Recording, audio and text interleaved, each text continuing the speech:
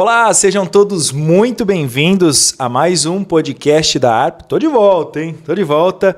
E neste, para falar de um tema muito gostoso, fazer uma pequena homenagem ao aniversário de uma das cidades mais queridas e vibrantes do nosso interior paulista, a nossa querida Ribeirão Preto. Ribeirão Preto, que é a nossa terra, que é a terra-mãe da nossa querida associação, a ARP.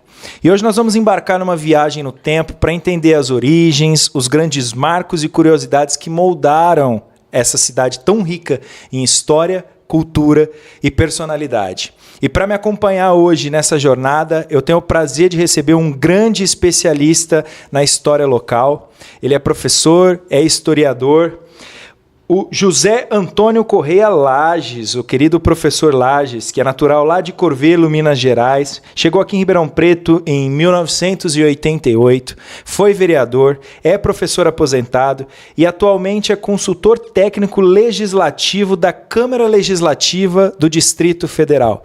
Muito prazer em recebê-lo e seja muito bem-vindo, professor. Eu que agradeço, meu querido Alê, né? Para os íntimos.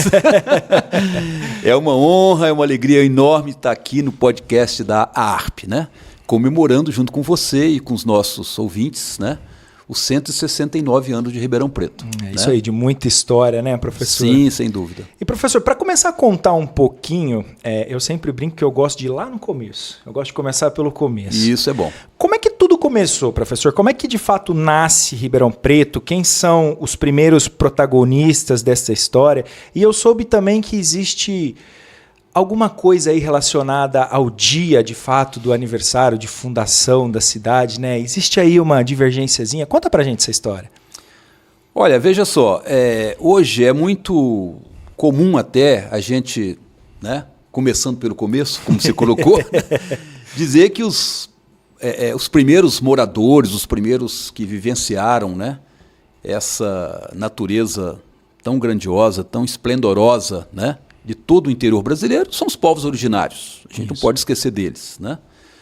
Mas tem todo também aquele processo no período colonial de extermínio desses povos, né, que foram escravizados, foram, enfim, sucumbiram diante daquela avalanche da colonização, né? Uhum. O povoamento branco ele começa em nossa região basicamente com a chegada de migrantes mineiros, né? Então boa parcela da população que se estabeleceu aqui no Nordeste de São Paulo, sim, estado de São Paulo, sim, não só em Ribeirão, mas na região toda, era proveniente lá do sul e do oeste de Minas Gerais, né? Então grande parte desses protagonistas aí que se fixaram aqui no início do povoamento é exatamente constituído de mineiros, né? Legal. Mineiros até como eu, só que eu cheguei bem tempo depois, né? Chegou um pouquinho atrasado. Eu fiquei atrasado, peguei o trem atrasado nessa história, né? Mas aí ocorre o seguinte, né? A fundação, já passando agora para essa questão da fundação da cidade, comemorada aí com o aniversário, 19 de junho, né? Nos remetendo ao ano de 1856, né? Tá. O que explica isso? Um fato jurídico, vamos dizer assim, né? Já que nós estamos aqui numa casa jurídica, pois bom né? explicar isso em detalhes, né? É um fato jurídico, né? Porque uma das formas de origem das cidades, uma das formas de se constituir, né, esses primitivos núcleos urbanos que vão crescer e depois se transformarem em vilas e cidades, era justamente a doação de terrenos por alguns proprietários. Doação para quem? Para a igreja, né? A igreja recepcionava essa doação e autorizava, então, a construção do templo, uma capela, geralmente. Né? Em primeiro lugar, uma capela, depois podia ser matriz, quando se fosse criada a paróquia, etc. Né? Então, aconteceu exatamente isso em Ribeirão Preto. Né? 6 proprietários de terra se cotizaram, vamos dizer assim, né? Fizeram uma vaquinha agrária, territorial, né? Cada um doou ali um pedacinho e tal, alcançando o valor mínimo que a igreja colocava como possível de receber, né? Que era 120 mil réis, moeda da época. Sim. E assim se fez a constituição desse patrimônio da igreja, que corresponde mais ou menos, não é exatamente uma coisa muito certinha, muito fixa, corresponde mais ou menos ao que nós temos hoje, ou que nós chamamos hoje de quadrilátero central. As 4 avenidas. Certo. Francisco Junqueira, Independência, 9 de Julho e Jerônimo Gonçalves, né? Foi algum lugar do quadrilátero ali, então. Exato. Esse terreno foi todo doado para a igreja, Tá. dentro da fazenda Barra do Retiro, né? Tá. E aí sim, dentro desse quadrilátero, dentro desse patrimônio, a igreja escolheu o local exato da construção do templo, que foi o que nós temos hoje, a nossa querida Praça 15 de Novembro. Tá. Né? Exatamente ali onde temos a fonte luminosa, é que foi então construída a Capela de São Primeira Sebastião. Capela de São Sebastião. Né? E a partir dali, o zelador, o responsável aí por esses bens da igreja, né? Era chamado na época de fabriqueiro, ele é que autorizava, e ele mesmo é que ia pessoalmente demarcar a abertura das ruas. Né? Então foram surgindo as primeiras ruas em torno da capela.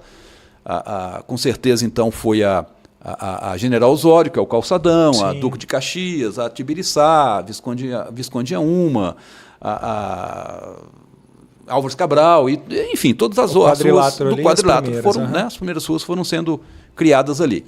E autorizando também a demarcação dos primeiros lotes para aqueles que tinham interesse de construir ali a sua moradia, seu comércio, enfim.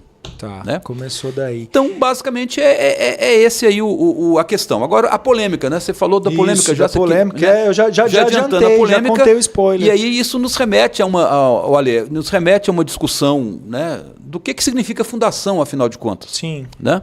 Eu considero um conceito muito fluido, muito instável. Né?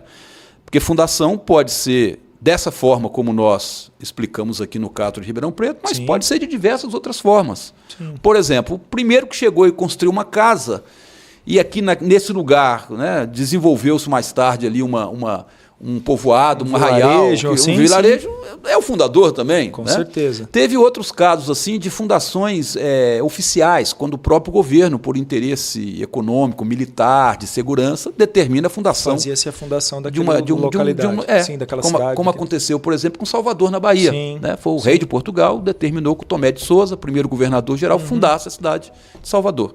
Né? Então, quando essa data foi definida até por uma lei da Câmara Municipal, foi a Lei 386 de 1954, né? A Câmara abriu ali uma discussão, porque havia dois historiadores muito reconhecidos na época, que era o Plínio Travassos dos Santos e o Osmano Emboaba da Costa, que tinham visões diferentes a respeito dessa data. Né? Criou-se até uma comissão de especialistas, historiadores da USP, para poder receber os dois estudos e definir. Tá. Né? E essa data do 19 de junho de 1856, que representa justamente aí o ato jurídico, né, que eu falei com você, que foi a data em que o juiz de Casa Branca, imagina, Ribeirão Preto pertencia à Casa Branca na época. Aqui, né? Sim, sim. O juiz de Casa Branca assinou lá a espécie de um despacho, né, determinando a demarcação do patrimônio da igreja. Tá. Já havia sido feita a doação, ele queria que fosse então demarcado para saber exatamente o que pertencia à igreja. E a data disso foi 19 de junho de 1856. E aí ficou o 19 de como junho. aniversário da cidade. Bacana, professor. E outra curiosidade que eu acho que todos nós ribeirão-pretanos temos, né? Da onde vem o nome Ribeirão Preto? De fato vem das cores escuras das águas, dos ribeirões que nos cercam? Tem muita coisa para se falar em torno disso. Né? Claro que o nome da cidade veio exatamente do nome do rio, do Ribeirão, do córrego, né? Sim. Que é aquele que passa ali pela Avenida Jerônimo Gonçalves, tem as suas nascentes lá em Cravinhos, né? E vai se encorpando, vai recebendo outros tributários até atravessar aqui o centro da cidade. Né? Aqui. E esse nome, Ribeirão Preto, com certeza pelas suas águas serem mais escuras. Né? E dava até para comparar se era tão escuro ou não, porque aqui também ele recebe as águas do córrego do Retiro, que eram águas mais claras. Então, quando os dois se encontram ali na esquina da Jerônimo com a Francisco Junqueira, dá para perceber que o córrego que o Ribeirão Preto tem esse nome de forma até justificada. Né? Mas já que você falou dos primeiros nomes de Ribeirão Preto, eu também na minha pesquisa de mestrado, quando estudei a formação dessa região, né, a gente identificou documentos inéditos que até então ninguém havia ainda descoberto e pesquisado, né? Inclusive nas listas de qualificação dos eleitores de São Simão. Tá. Porque Ribeirão pertenceu também a São Simão. Isso. São Simão é mais velho, mais antigo do que Ribeirão. Sim. Né? e tinha lá as listas dos eleitores de São Simão, divididas em quarteirões, né? Esses quarteirões eram geralmente as microbacias dos rios da região, né? E entre diversas microbacias que já tinham o nome do Ribeirão Preto, mas não era cidade, era microbacia do Rio. Sim, né? do Rio mesmo. O quarteirão do próprio Retiro, né? Que hoje é o Retiro Saudoso, né? E assim vários outros. Essas listas elas começam em 1847, mas na lista de 1857, elas são quase anuais, aparece pela primeira vez, no 18º quarteirão, Arraial de São Sebastião. Então é a referência mais antiga da existência de um aglomerado humano, um arraial, um povoado. Era Arraial de São Sebastião. São Sebastião. Então teoricamente, o primeiro nome de São Ribeirão Sebastião. Preto. E isso variava muito. Porque em listas seguintes, de outros anos para frente, você vai ter São Sebastião do Retiro, por conta da proximidade com o Córrego do Retiro. Né? E só mais à frente, já por volta ali de 1860 e poucos, é que você vai ter São Sebastião do Ribeirão Preto, que é o nome que acabou se fixando. Ficou definitivo. Quando a vila foi criada, né, por uma lei aprovada pela Assembleia da província de São Paulo, em 1871, né, já foi com o nome de São Sebastião do Ribeirão Preto. E quando foi elevada à cidade, já próximo ali da República, mais no final do século, o São Sebastião caiu e ficou só Ribeirão Preto. Ribeirão Preto. Exato. E professor, andando bastante aí na história da cidade de Ribeirão Preto, Ribeirão conhecida como a capital do agronegócio até hoje, e o grande motor disso tudo foi o café. Sim, sem dúvida. Né? Então, como é que o cultivo do café transformou o Ribeirão Preto? Como é que veio aí? Imagino que veio dos mineiros, né? Como o professor contou aí. Como é que veio essa cultura do café aqui na região? Acabei de falar na pergunta sua anterior que um dos nomes que existiu durante pouco tempo foi Entre Rios, fazendo referência aos dois, né? Mas durou pouco tempo, logo foi revogado e voltou São Sebastião do Ribeirão Preto. Mas você está perguntando sobre o café. Isso. Né? Porque realmente o café é que deu projeção mundial a Ribeirão Preto, final do século XIX, aí já a partir de 1890, e nas 3 primeiras décadas do século XX até 1930, quando vem então a crise do café, relacionado ali com a queda da bolsa, aquela história toda que nós já estudamos, inclusive nas escolas, Sim. Né? Em relação até à história do Brasil.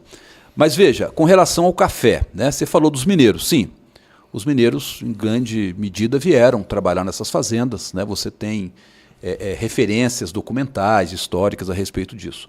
Agora, aqueles que vieram comprar terras para criar os cafezais, para plantar café, né? São também de fora, viu? Não é ninguém que... A não ser os Junqueira, né? Aí que está a família Junqueira, bastante poderosa naquela época, e já estava aqui na região há muito tempo antes, né? E eles também se integraram nessa expansão cafeira. Mas você tem outros nomes importantes, como, por exemplo, o Dumont, pai de Santos Dumont, né? Você tem o coronel Francisco Schmidt e vários outros, né? Que geralmente vieram de outras regiões, de outras cidades do país. Né? E acumularam capitais, principalmente através do comércio, né? E investiram seus capitais, não só comprando terras que já estavam, de certa forma, preparadas para o cultivo, porque não é verdade que Ribeirão Preto começa com café. Sim. Né? Ribeirão Preto começa com a agropecuária, com a produção de subsistência, tempos antes de ver implantado aqui o setor cafeiro. Né? E o café, como era um sistema de monocultura, um sistema de plantation, né? Então requeria realmente um investimento muito elevado. Né? Não só em terras, mas também em maquinário, mão de obra, preparo da terra, etc. Né? E assim se fez. Né? Então você tem aí realmente uma grande projeção que a cidade passa a ter, né? Principalmente, olha, depois da chegada da ferrovia. Porque um grande entrave para o desenvolvimento da cultura cafeeira era a ferrovia. O primeiro café produzido aqui na região, imagine você, era transportado em lombo de mulas. Para escoar isso é impossível, inviável. Sim, né? Sim. Num sistema de plantation em grande escala, né? Você tinha que ter ferrovia. Então, quando chega a ferrovia aqui em 1883, a Companhia Mogiana de Estrada de Ferro permitiu a ligação de Ribeirão Preto com o Porto de Santos. através da ferrovia. E aí não teve mais nada que parasse essa produção de café. O céu foi o limite.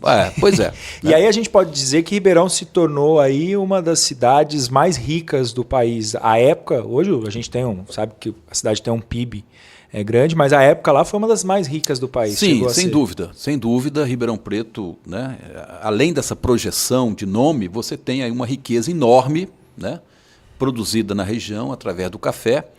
Mas é interessante perceber que grande parte dessa riqueza não ficou na cidade, né? Claro que parte dela, os cafeicultores, né, ciosos da sua importância econômica e política, eles queriam também ser mecenas, naquele sentido, né, do renascimento italiano, ou seja, investidores nas artes, investidores na cultura, etc. Então você tem, né, parte muito pequena dessa riqueza que fica aqui. Exemplo, o teatro que não existe mais hoje, o Teatro Carlos Gomes, né, que existiu na atual Praça Carlos Gomes. Né?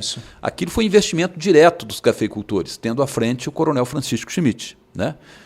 Às vezes o pessoal confunde um certo erro temporal, um certo anacronismo, né, dizendo que o Pedro II é que expressa essa pujança da economia cafeira. Não foi. E não foi. Foi o Carlos Gomes. Porque o Pedro II já é de uma outra época, exatamente da época de grande expressão, e aí é importante ressaltar isso, porque quando se fala em monocultura cafeira, você imagina que era só café, não tinha mais nada. Sim. Não é assim. As pessoas tinham que comer, tinham que vestir, tinha que calçar. O comércio tinha que se movimentar, né? E para isso você tinha que ter uma produção também para o comércio. Sim. Então, ao lado do café, você tem um setor urbano industrial da economia muito importante. Produção têxtil, né? Sim, já é dessa época. Sim. As nossas cervejarias. Sim. Né? Não dá para desconhecer que a cervejaria paulista, a Antártica, são da mesma época da pujança do café. Sim. Né? Então, observe que ao lado da economia cafeira, você tem o desenvolvimento já naquela época de um setor urbano industrial muito importante que vai se tornar cada vez mais importante depois da crise do café de 29, 30, né? E aí vai se expandir. E professor, esses cafeicultores que vieram para cá, esses investidores, né? Eles fizeram de Ribeirão Preto sua moradia ou nem todos eles? Eles viviam aqui um período, mas tinham moradias em outros locais? Como é que eles... Era essa parte de convivência assim aqui moravam em Ribeirão Preto, sem aqui. dúvida. O Coronel Francisco Schmidt, por exemplo, morava na Fazenda Monte Alegre, que hoje é o campus da USP, onde hoje temos o museu. O museu histórico ali era a sede da fazenda e era a residência dele. O Coronel Quinzinho da Cunha, né, que tinha seus negócios ligados ao café, mas era um financista também, tinha outros negócios diversos aqui na cidade, né? Ele morava ali na Praça 15, onde hoje você tem o edifício de Ederiksen. Tá. Ali era o casarão do Quinzinho da Cunha. Mas todos eles tinham também residências em São Paulo, ou Santos até. Tá. Né? Então, porque eles... Por conta dos negócios. Desses negócios, sim. Então você tem aí uma gama de negócios ligadas à questão do café, originárias a partir do café, né? Que os levavam também a estar com muita frequência, por exemplo, na capital da província, ou na capital do estado, né?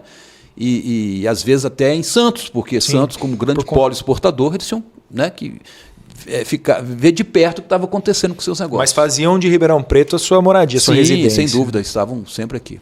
Professor, indo um pouquinho para a cultura, a identidade da cidade, né, da nossa querida Ribeirão Preto, quais os marcos culturais assim mais importantes que o professor acha que teve na cidade? Assim? Quais foram eles, as etapas?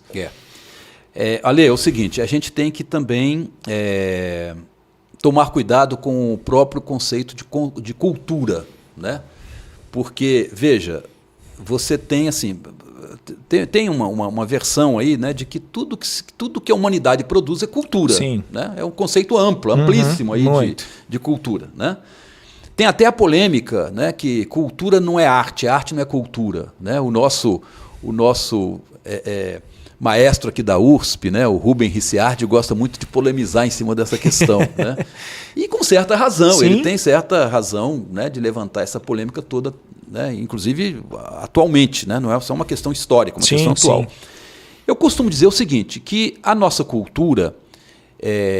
do ponto de vista histórico, você falou dos marcos, dos pontos aí, né, mais destacados, ela está muito ligada a uma cultura de elite.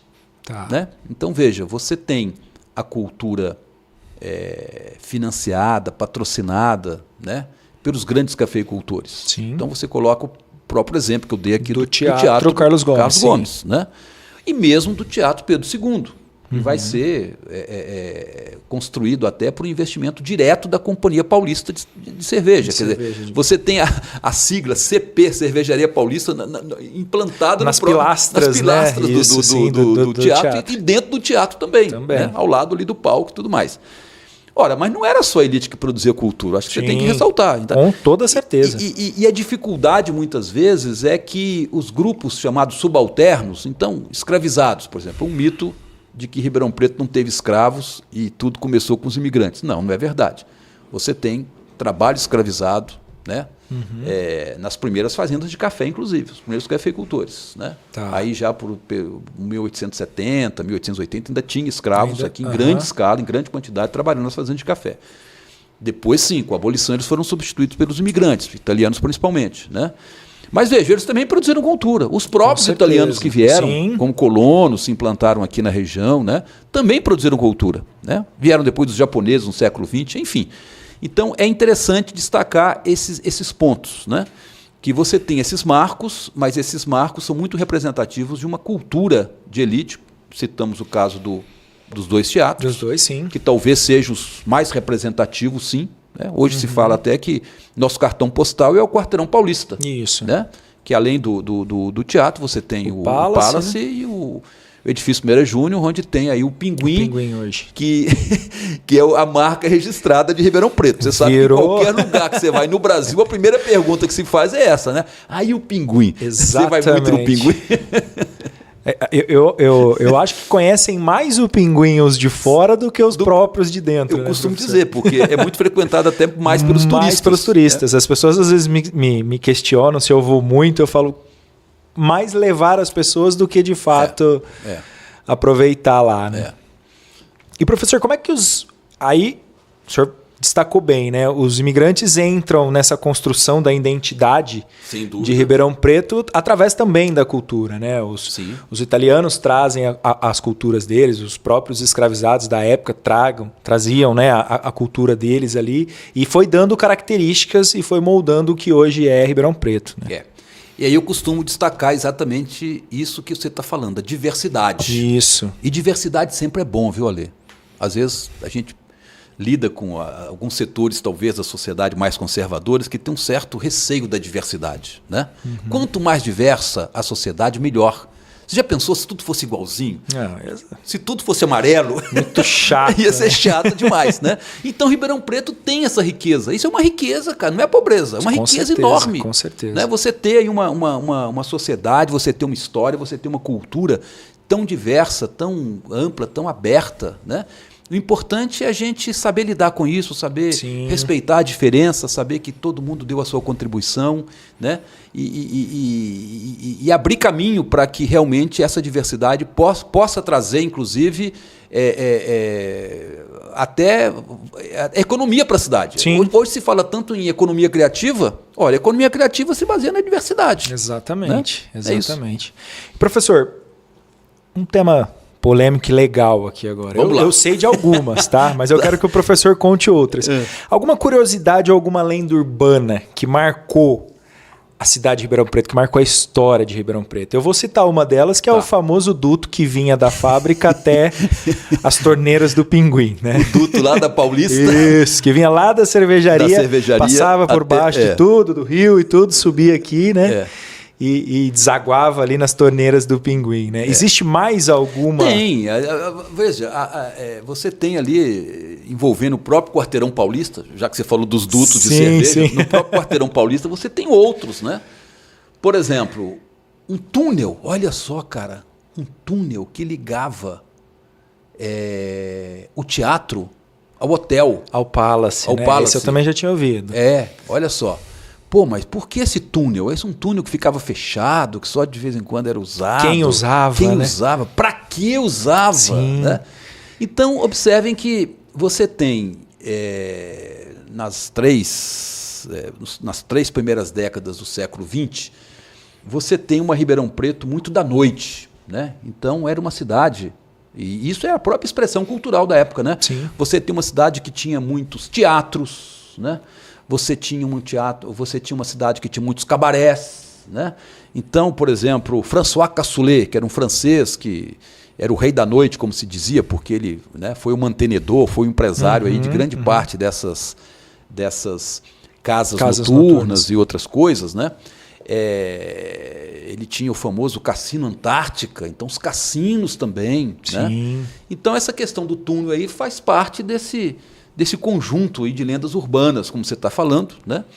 E o que se dizia é que os coronéis, depois das peças, das óperas, enfim, das apresentações no teatro, eles iam se encontrar com as prostitutas no hotel. E para não ter que voltar na rua, passar à vista de todo mundo, vistos. Já tinha um túnel que ligava os dois empreendimentos ali, né? E veja, voltando à questão das prostitutas, né? Porque era sabido, notório, que tinha mesmo, né? Não sei se no Palace, eu acredito que não, porque aí eu acho que era mais uma lenda, mas em outros espaços, sim. O François Cassoulet, que se tivesse hoje aqui, ia contar detalhes sobre essa história toda. Mas você tinha, por exemplo, essas prostitutas na época chamadas de polonesas. Olha só que interessante.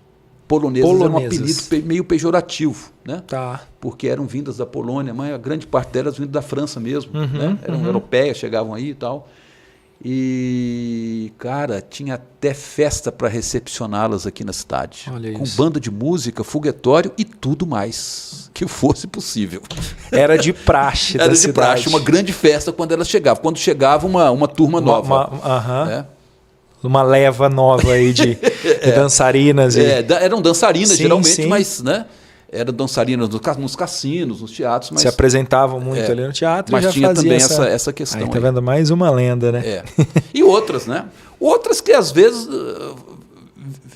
ficaram como lendas durante muito tempo e depois foram comprovadas que não, que eram verdade. Por exemplo, não sei se você sabe, que na própria Praça 15 também, nos fundos da igreja que existiu ali, já foi um cemitério. Sim. E às vezes, então, hoje é meio complicado passar ali depois da meia-noite, né, pois cara? Não é? Passa, ou não passa antes. E tá... Corta, passa o quarteirão de cima, passa o quarteirão de baixo. Você está pisando na goela de alguém ali. Professor, e se hoje o senhor pudesse, num único momento da história de Ribeirão Preto, assim, mostrar para um jovem hoje, um único momento que o senhor acha que foi o marco da cidade, qual seria? Qual momento que acha mais importante?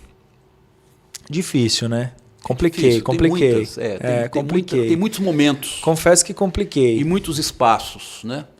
Mas o que te marca? Mas se eu pudesse voltar, por exemplo, numa linha do tempo, num túnel do tempo. Isso, e viver um momento da nossa história, qual que seria? Cara, a chegada aqui pela primeira vez do trem de ferro, da Maria Fumaça, eu acho que ia ser um negócio legal. Eu digo isso, sabe por quê, Ale? Porque eu quando criança, morei lá em Curvelo, você me apresentou aí como natural lá de Curvelo, né? É uma cidade do norte de Minas. E eu morava, quando criança, numa rua que logo acima, assim, era um quarteirão ao lado da ferrovia. E para mim era uma coisa fabulosa, sabe? Já era apaixonado. Apaixonado, né? Quando passava a Maria Fumaça. Eu lembro das últimas Maria Fumaças, porque já foi na época que elas estavam sendo substituídas pelas locomotivas a diesel. Isso. Né? Então eu ficava, sabe, isso povoou a minha imaginação durante muito tempo, essa questão da Maria Fumaça, do trem de ferro, né? Viajava às vezes de trem para Belo Horizonte, para outros lugares, né? Então eu fico imaginando como é que foi a chegada aqui, cara, da primeira... Da primeira Maria Fumaça. Da primeira Maria Fumaça, né? As primeiras sacas que foram escoadas. Escoadas de café da região, acho que ia ser um negócio legal. Assim, até para criançada, né? Para esse pessoal que era um impacto muito grande, né? Um belo momento, professor, gostei. E ali, por exemplo, durante muito tempo ficou a Maria Fumaça ali ao lado do Pronto-Socorro Central. Hoje ela está lá no Parque Maurílio Biagi. Construíram lá uma estaçãozinha, né? Botaram ela lá dentro, foi restaurada lá em Campinas. Eu acho que tinha que restaurar mesmo, é um bem patrimonial importante. Exato. É patrimônio, eu acho que é importante, sim. Né? E para a gente finalizar, infelizmente, o papo está maravilhoso. Eu acho que a gente conversou um pouquinho antes aqui que dava para fazer vários e vários programas, né, professor? E ficar aqui por horas e horas falando da história de Ribeirão Preto, ainda mais apaixonados pela cidade que somos. Mas para finalizar, quais são os atuais desafios de Ribeirão Preto? Como é que Ribeirão Preto na visão do senhor, pode se preparar aí para os desafios futuros? Como é que Ribeirão Preto pode voltar a ser uma das cidades mais ricas, por exemplo, do país, não só em dinheiro, mas em cultura, e no seu povo, em história? Veja que a raiz da sua pergunta, né, na sua radicalidade, vamos dizer assim, ela está muito ligada a uma questão de um modelo de desenvolvimento que nós temos, né, não digo na cidade, mas na região, né, que talvez seja um modelo que a gente precisa estar repensando. Né? Sim. E não é só porque é um modelo que acaba, vamos dizer assim, fortalecendo uma desigualdade, né, social, mas inclusive com impactos ambientais complicadíssimos. Então hoje não dá para a gente conversar nada sobre questões econômicas, sociais, culturais, sem levar em conta a questão ambiental. É um negócio urgente, urgentíssimo. Né? Então observe o seguinte, o que está na raiz essa questão. Agora, respondendo sua pergunta, né? O que seria importante, necessário, né? Até como desafios, né?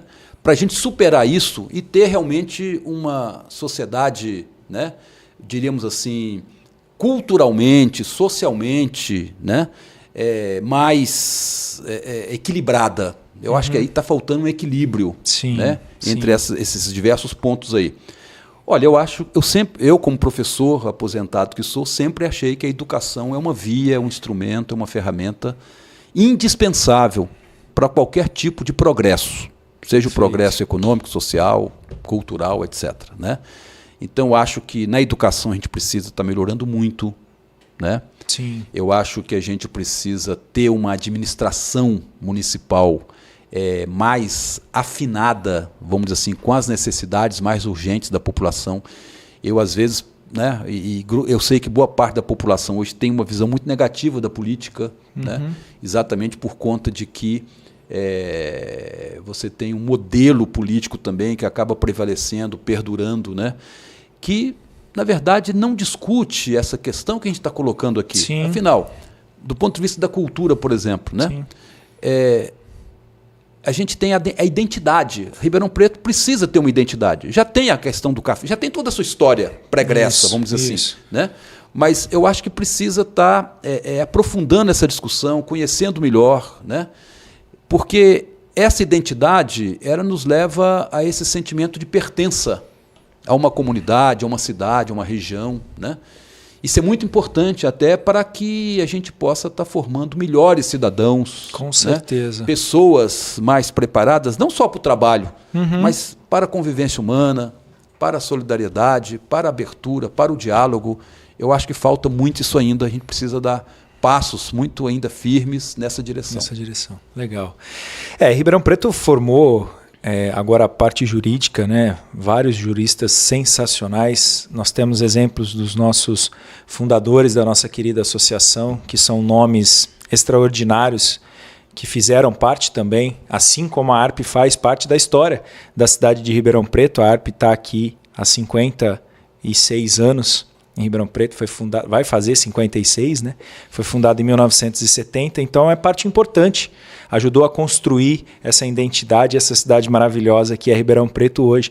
Então, eu deixo aqui parabéns também a todos os advogados, a todos os juristas que trabalham para que faça de Ribeirão Preto uma cidade cada dia melhor para se viver. Professor, eu quero agradecer imensamente a sua presença aqui.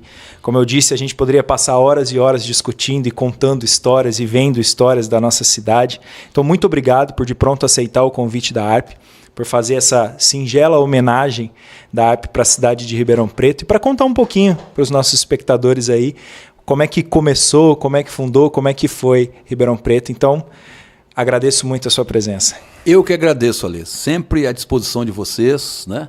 E nesse momento que Ribeirão está comemorando 169 anos, eu acho que essas conversas, né, elas reforçam exatamente esses desafios que a gente está tendo pela frente. Né? Eu acho que é uma cidade maravilhosa, é uma cidade...